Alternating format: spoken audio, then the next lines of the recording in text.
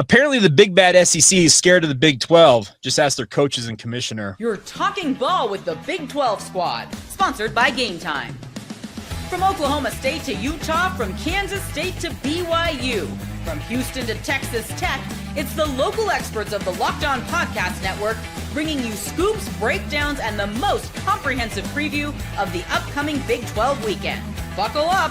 It's the Big 12 squad, and we have a seat for you.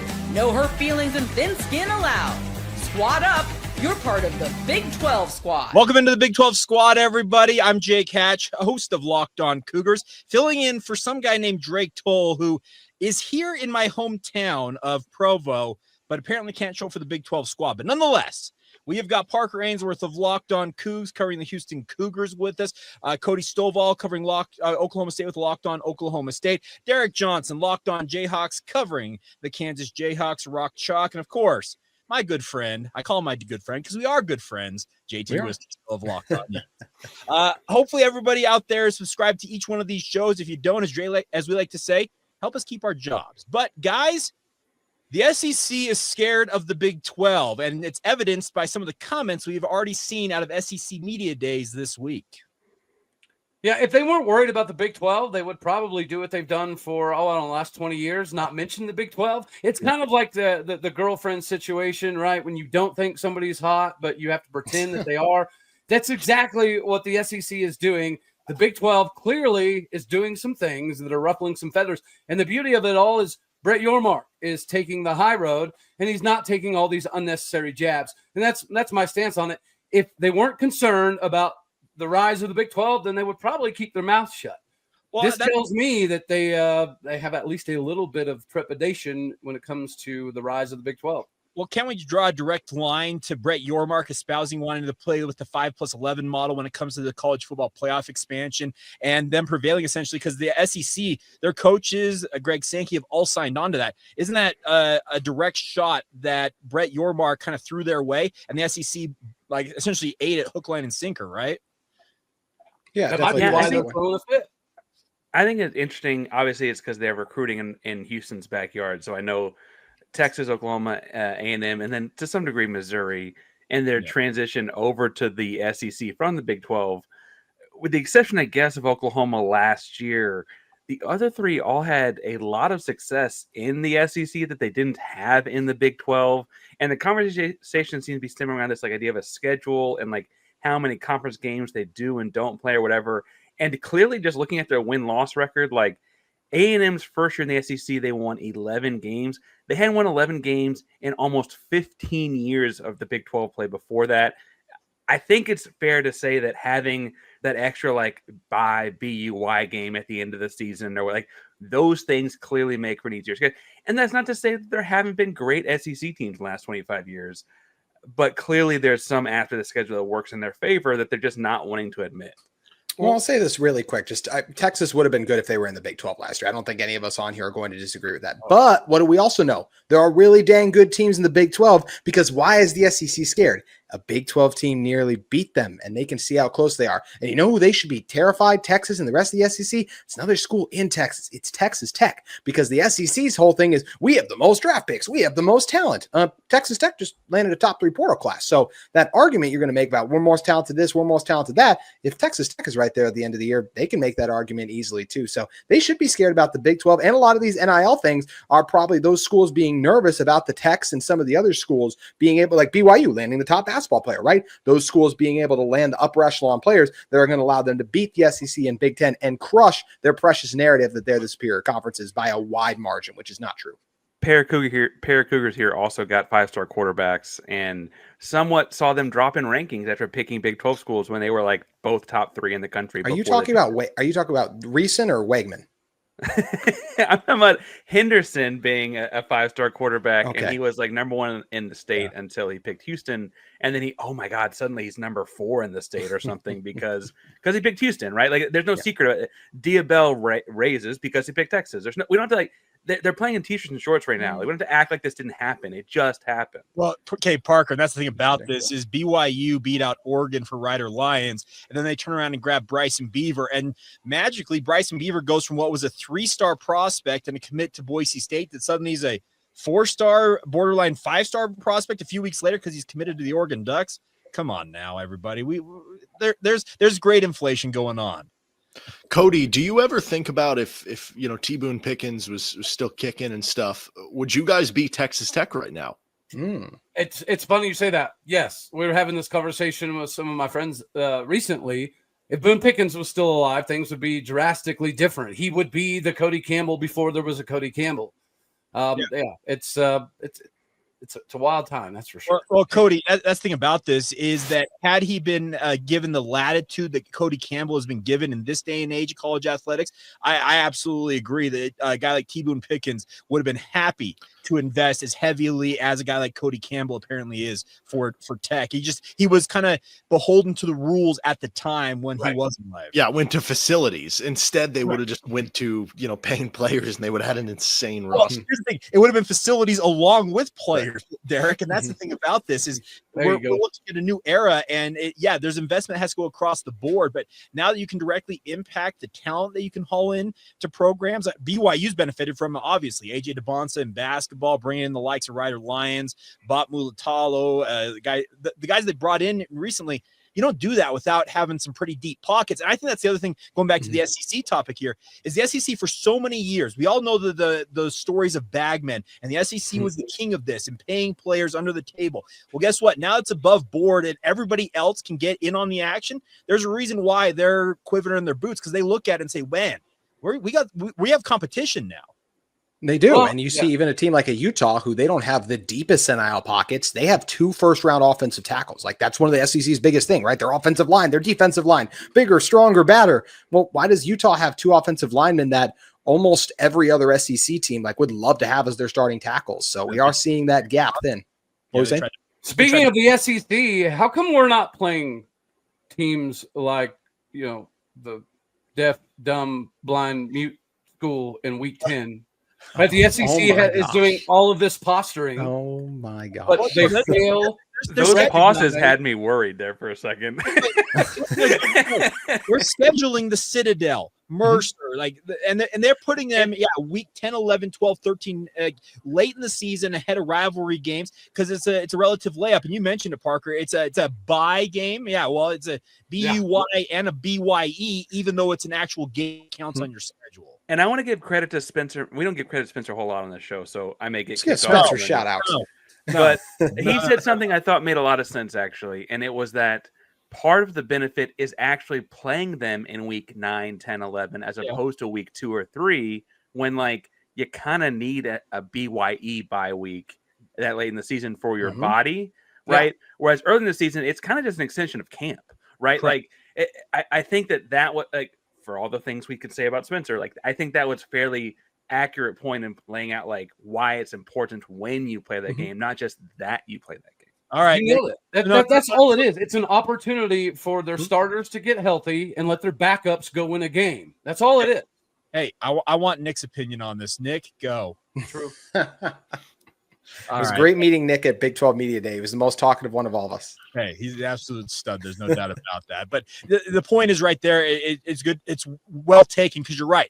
You do need they call them body bag games for a reason, but it does allow you to put your backups into the game and let them win and get some experience. But while you're getting starters healthy for what they hope is a playoff run. So, I completely get the philosophy here. But I guess the question is, and we'll get this real quick from you guys, and before we step to other topics, should the Big 12 follow that same philosophy, or should they stick with what in BYU's experience, they're going to have a glorified scrimmage when they open the season on August 30th against Portland State?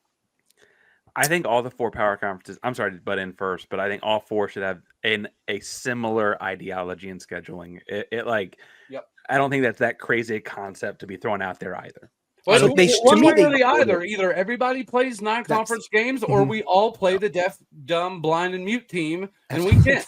Yeah, no, I would prefer everybody to be playing 9, but I don't think Big 12 can afford it. The TV rights deals that factors in that they're getting an extra. The SEC, they have all the big matchups that they're selling it to the TV, so it's it's unfortunate, but you're almost better off getting the SEC to come to where you are than going to where the SEC is. And I don't know. It would be possible. The KU guy that's all logical and analytical and practical. Dang it, Derek. in the Big 12 polo, I might add for our audio listeners. He's a businessman. Yeah. Well, okay, The so PR. Derek Johnson over getting his Chris Level on. I like it. yeah, so coming up next, we're going to talk about what's going on when it comes to the Big 12 kind of overall, because a number of us were at Big 12 Media Days. I got a couple of thoughts, and one of them involves what Cody and Derek just talked about. Maybe they should go to where the SEC is at versus the SEC coming to where the Big 12 is at. We'll explain next as we continue on right here on the Big 12 Squad. Today's show is brought to you by our friends over at FanDuel. Summer sports are in full swing. Whether you're all about baseball under the lights, golf on the green, or high-stakes soccer action, FanDuel is the best way to make every game more exciting. The best part is you're already following the action. Why not make it a little more thrilling and do it with our friends over at FanDuel? You can get in on the game while your friends are getting sunburned on the beach. It seems to be a pretty nice trade-off right there. The best part is when it comes to FanDuel, it's fast and easy to use. They pay out very quickly. It makes even regular season games feel like must-watch events no matter what the sport you're into. Whether you're placing a same-game parlay, watching a bet right in the ninth inning, FanDuel makes it feel like you are part of the action. So if you're new to FanDuel, new customers right now can bet just $5 and get $150 in bonus bets if your first bet wins. Simple as that. Put $5 down, you win $150 added to your account just like that. Open the FanDuel app today or visit FanDuel.com to get started. Once again, that's our friends over at FanDuel. All right, welcome back to the Big 12 Squad. Now, three of the people on this show were at Big 12 Media Days this past week. And Cody and Derek, you guys weren't there, but you brought up something that was discussed actually by Kalani Sitake. He brought up the point on the podium during a Big 12 coaches roundtable that he would like to see Big 12 teams play only Power 4 opponents. He said the 9 conference games, then play one from the SEC, one from the ACC, and one from the Big 10 to fill out your regular season schedule. Now, I've been thinking a lot about this, but you mentioned the point, Derek. I think it was you who said that the SEC, they're not going to ever move off that 8-game schedule. I'm actually of the opinion, kind of what you talked about, where you go to where the SEC is at, you have the 8 games, you play, 2 or 3 other P4 teams from the other conferences, and then you can mix in, if you want an FCS game or a G6 game, you mix that in. Your guys' thoughts on maybe that being the answer to juicing up the Big 12 schedule and their overall prowess? Well, I really liked Kalani's idea, honestly. I wish that we could go to that, but like you guys have already covered and said, the SEC probably isn't going to agree to that. And I'm also very torn, even though I say, like, hey, I would love it if Utah's non-conference schedule was just other P4 teams. I think that'd be great in the conference, especially if we copied like the NFL model where you just play like wherever other team you finished, and then like we figure out which teams are home and away. Like we could figure that out to make it fair. But at the end of the day, the SEC wouldn't agree to it. And also say this, like those games do serve a massive benefit for whether it's the FCS schools, the group of 5 schools, like they are good for the sport overall, even if just from a fan and even I'll say what we do a media perspective, I don't always like. I know the SEC loves their game against the Citadel from a media perspective of coverage. I don't like it when Utah's beating whatever team by 30 points. Like that's not fun. Yeah. I actually have a different take. So I want to hear Parker's first. Well, I was going to say that I think part of this is like the challenge of scheduling it so far out. Houston presently had to change some stuff up because they had Utah. They had Utah scheduled for future games actually, but then Utah joined the conference, so now they're not non-conference games anymore. But they've got LSU in 2027. They've got Oklahoma in 2028. Isn't that the dumbest thing ever, though? Like all these other major league sports, like the NFL releases their schedule in April the same year. Like we don't have to do this. The athletic directors have made their own bed this way. Well, they're like, oh, I'm sorry, it's so complicated. It's like you're the ones who made it complicated. Just uncomplicate it. Just stop doing it. Derek has got a very good point because BYU coming out of independence, guys, there are non-conference games for BYU they contractually are obligated to play that they have pushed out as far as 2035. It's absolutely ridiculous. I for the life of me, I'm with you, Derek. They just need to tear them up and say, hey, we're starting over and we're starting fresh. But Cody, you said you had a different take. I'm excited to hear this. Yeah, I think it's too much. Okay. Like without having the Citadel, or as I like to call them, the blind, deaf, dumb, and mute. Said 3 times now. And in week 10, I'm gonna handle this.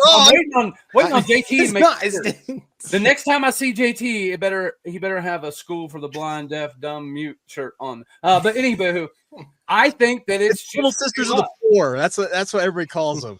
The poors. The little sister of the poor. The poor. I didn't know if you were channeling your inner Mike Gundy there. But, yeah, I think that it's too much. In theory, it's a great idea because the wear and tear already in the Big 12 is The NFL guys, they play their 17-game regular season schedule and then playoffs, and they don't get bye weeks. Yeah, well, these guys aren't in the NFL, and we're talking about things being somewhat even. If the SEC gets to play the Citadel in week 2, and then they get to play, Valdosta Deaf State in week 10, then they still are at an advantage. Like the Big 12, by the time you get to the Big 12 title game, a decent portion of your roster is going to be banged up. Right? That's synonymous across all of college football, which is why the SEC builds in those ridiculous Week 10 matchups. And we're talking about games of the Big 10 and the ACC, playing some Big 10 schools. Yeah, that would be kind of cool. But outside of the top 4, they're a shell of a conference. The same about the ACC. Who's a shell of a conference? The Big 10. Yeah. A shell. Oh, a shell is strong. Outside the top 4. As the guys who they want to go to that conference so bad they would jump over everybody. You're funny, Jay. I looked up something that JT said actually because that was a really interesting idea. The idea that you could play like, hey, the Big 12 is going to play the SEC. If you finish 5th, you play the other 5th team. We'll figure the home and home whatever out, right?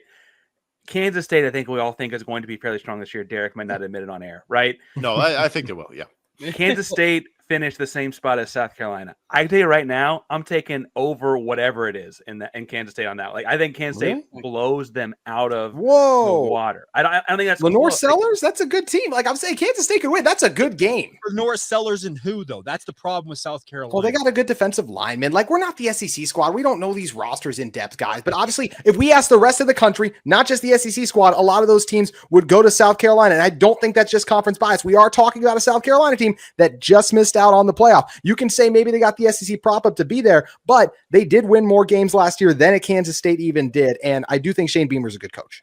But I think Kansas State lost those games because they're in this conference. Is what I'm saying, right? Like, I think that's part of it. Okay. As one of the programs that beat Kansas State last year, I should be actually.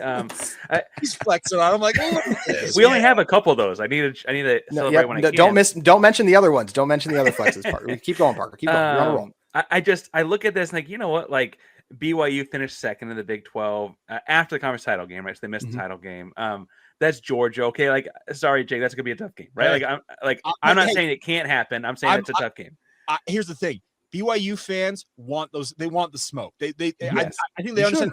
They probably get smoked, but they want to play that type of game.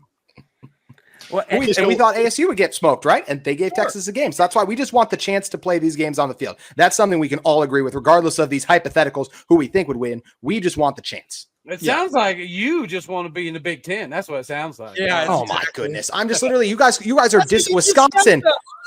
No, but you all said Wisconsin, Minnesota, Indiana. Like these are some legit brands and teams. I'm not just going to say that conference is a shell of itself outside the top Penn ones. State, Michigan, Ohio State, Indiana.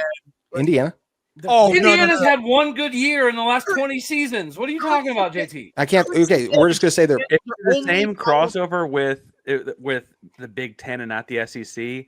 We're talking Kansas State, Minnesota. Oh, geez. Yeah.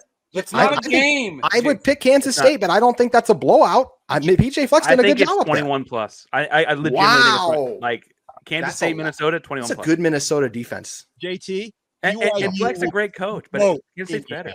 What'd you say?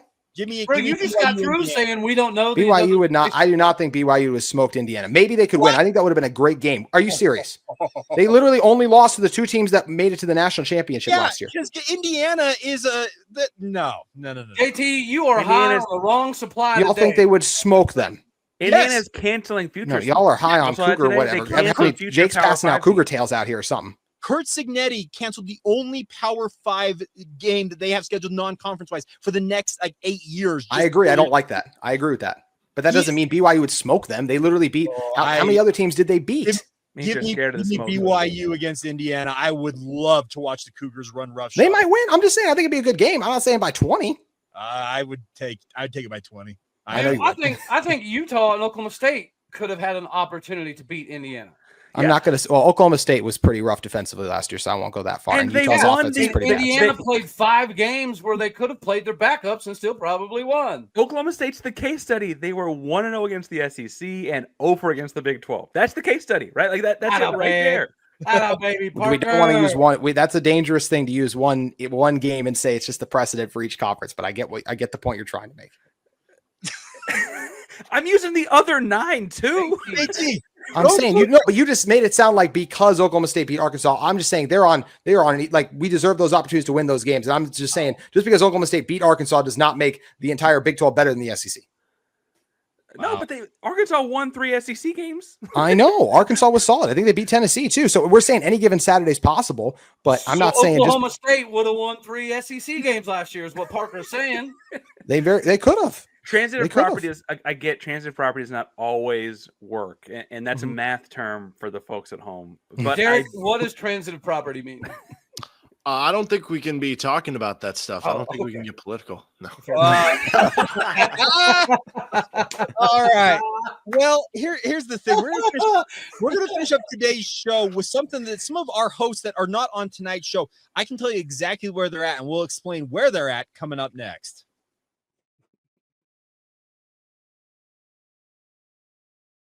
All right, so many of you noticed that Drake Toll is not here this evening. You've probably seen some, posts on social media this week of him hiking a certain mountain that has a certain letter on it near my hometown. Now, Explore Utah Valley is the tourism bureau for Utah Valley, and JT Wisterstill is going to roll over right now and just be. I can't believe we're giving BYU and Drake all this free pub. Like, what do I have to do to get even a fraction of this? But okay, we're also giving it to West Virginia, dude. So I don't know. Fair. Well, Mountaineer Paul deserves it. That's fine. Why don't you tell us how cool the SEC and Big Ten are, JT? That'll get you there. Yeah, that'll long help you. show.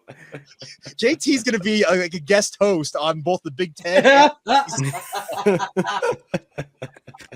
But here's the thing. So Explore Utah Valley is bringing content creators like our good friends Paul and Drake out to Utah to essentially check things out. I had a chance to go up to Sundance, where Robert Redford originally founded the Sundance Film Festival, the actual resort itself, on Monday, and had a chance to eat with Drake. And we had a great time talking with people at Sundance. Paul and I went and saw The Wizard of Oz up there at Sundance as well. Drake, which, yes, that's a real sentence. They saw The Wizard. Jake Hatch, the host of Locked On Cougars, and Mountaineer Paul, West Virginia, went and all saw The Wizard of Oz together in Utah. That was a real sentence. We followed the Yellow Brick Road, JT. I'll tell you that. Speaking of following the road.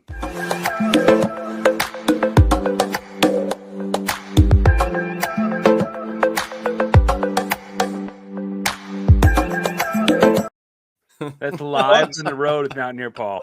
Mountaineer Paul so is good. driven at what 2,500 miles. I don't know how far it is from Morgan Shout County. out MP, man.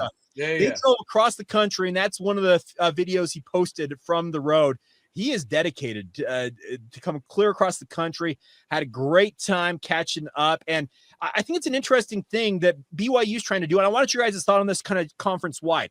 BYU is trying to get a Big 12 fan bases when they come out here for away games to come out and check out what Provo's got in terms of food, scenery, activities to do. Why is this something that the other Big 12 schools and their local tourism boards should not be doing? That's a remarkable idea. And if Brett Yormark doesn't schedule Oklahoma State to go to Provo, Utah next year, I might have to throw punch him repeatedly in a phone booth. Cody, we need to get you out here regardless, dude. Yeah, they didn't want to bring OSU back because y'all scared the crap out of them last year.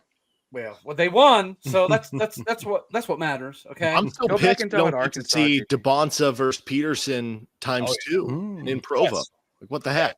Yeah, here's the thing about that, Derek. I'm just flabbergasted that they didn't take care of that, because you want to feature those two guys as often as possible. It feels like. Yeah, throw the scheduling lexicon or whatever they call it out the window when you get when you have an opportunity to spotlight matchups like that. You absolutely should. But fun question though is, I mean, obviously we're going to plug Provo because we got some guys that are doing a good. I'm sure they're going to tell us all about it next week. Yeah. What is the best road trip for? I mean, obviously none of us was like. I'm not going to say Houston because I'm not. It's not a road trip for me. What's the best road trip?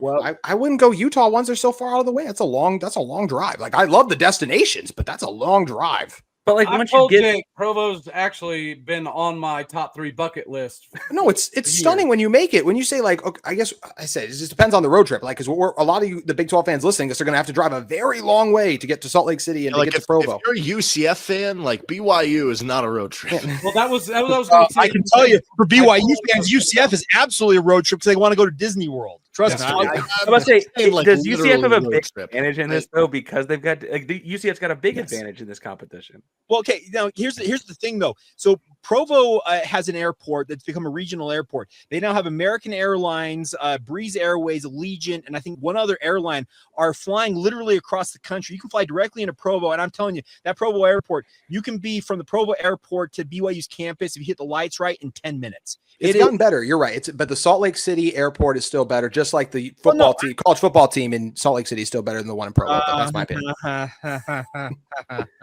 But the games get better and worse depending on the year. Like the actual trip itself, I think is what we're talking about. I just want to experience the bounce house. Yes, UCF and the bounce house is supposed to be dope. So I have been at the 50-yard line of the bounce house with literally nobody else around me. I happened to be down there.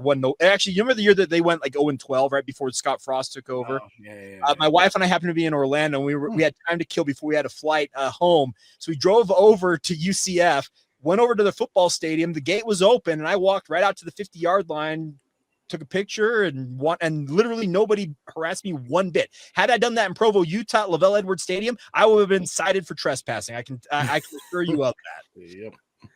Now, but Derek, I want your thought on this because so BYU's first ever Big 12 game was in football was at Kansas, and I made that trip to Lawrence, flew into Kansas City, drove out, and I absolutely love that trip. But to Parker and Cody's point, I think every one of these destinations in the Big 12, we have a conference that has 8 relative newcomers in the past 2-3 years. They're all trying to kind of learn about these different schools. This should be something that I think BYU and the Utah Valley Tourism Board, I say Explore Utah Valley is their name. I think it's something that other Big 12 schools and their local community should consider doing because it's going to expose, I think, fan bases to give them extra pub in terms of, hey, you want to go to UCF. That's easy to go to Orlando, but you should go check out Lawrence. I had a great time going to Lawrence, and I think a lot of people would think, well, why do I want to go all the way out there? Yeah, I think in general, it's like you think college towns when you think of the Big 12. And I'm sure this applies for Cody too, but like when people think of Kansas, when people think of Oklahoma, when they think of Iowa, they think of just like the cornfields or the wheat fields or the plains. When you're at the actual college city, that's not at all the case. Like it is a very bustling town. You're not just like Kansas, University of Kansas actually built on a hill. It's Mount Gilead. So I learned that the hard way. I was walking all across campus and I was gassed by the time I finally actually got to the game. I didn't realize how hilly Kansas actually could be because I thought it was just flat. Yeah, no, exactly. I mean, pretty much outside of Lawrence, pretty much is. But like that's y'all are just y'all describing Lawrence. I'd be down to fly out there. If anyone from Lawrence Travel Commission, whatever is listening, I'm down. Oh, now JT wants free trips. So Mister, I want to go to the Big 10. Wants free trips to shortstop. Derek, pull some strings, man. We do go to. Well, actually, I'll be up there anyways to watch Lyric. So I'll just shut up. Is ASU the closest to Grand Canyon? Is that like yes? Yeah, Tempe be close to go to the Grand Canyon. Yes, but that's not really that close. I was trying to think of like what other big travel thing would be on the trip. Go to Tucson. Like I don't know. I mean, ASU has the beauty of if you go during like a November game, it's going to be warmer than most of the other spots outside of like UCF in the Big 12, right? I mean, I guess the Texas and I could sell you on Houston and the food city. It's fourth biggest city in the country, right? Like I could sell you on that. I just as far as like it's not like the hiking outdoorsy stuff that would be at BYU Utah. That's Utah. Boulder Houston and Orlando need this. Houston and UCF need this least than anyone, in my opinion. And Salt Lake City is probably not too far just because of the ski city and some things. And Jake, you already mentioned just a lot of people will fly like to Utah because the Salt Lake City is an international one. But Provo Airport, they have made a ton of progress, and it is a great area. As much as I give Provo and BYU crap, like it is a great area down there too. So I am glad that people get to see that. And hopefully more to make the trip out there. Now he's trying to make amends, guys. He wanted to jump. I won't make amends. Actually, can I get back on the bad graces, everyone, before we get out of here? Got a quick football focused question for y'all since last. All right. Well, that's gonna hold on. I do want to say I've been seeing on Twitter all of these Utah fans talking about Rice Eccles is the most difficult place in the Big 12 to play by far. I do want to go check that out. I would say it is, but I think there's a lot of difficult ones. I'll also just say I thought it was crap that was spewed on Locked On Big 12 when they said that BYU is a better atmosphere than Texas and Oklahoma, but we can do that on another show. I like BYU. Like, that's not supposed to be shade at BYU. I just think Texas and Oklahoma are better. Y'all don't understand how empty that stadium in Austin can be when they're not very good. JT, like, you and I have a really good friend who actually told me that he would pick BYU over Utah in terms of game day atmosphere, and he's a dear friend of both of ours. So, really? All right. So, okay. I'm just saying. You'll shut me up on that today, Hatch. There's almost too much Everybody to do. come to Stillwater, Oklahoma. You can do some drinking, some dipping, some cow tipping, all in the same day. Cow tipping, yes. Let's go. Yeah. All right. Well, that's going to do it. A big thank you to everybody for tuning in. That's Parker Ainsworth from Locked On Coogs for your Houston Cougars fix every single day. Cody Stovall, Locked On Oklahoma State. Derek Johnson's got you covered with the Kansas Jayhawks with Locked On Jayhawks. And then, JT Wistersill, soon to be host of the Big Ten squad, host of Locked On Utes. Thank you to everybody for tuning in. Make sure you subscribe, rate, and review each of these shows. And join us back here next week on the Big 12 squad.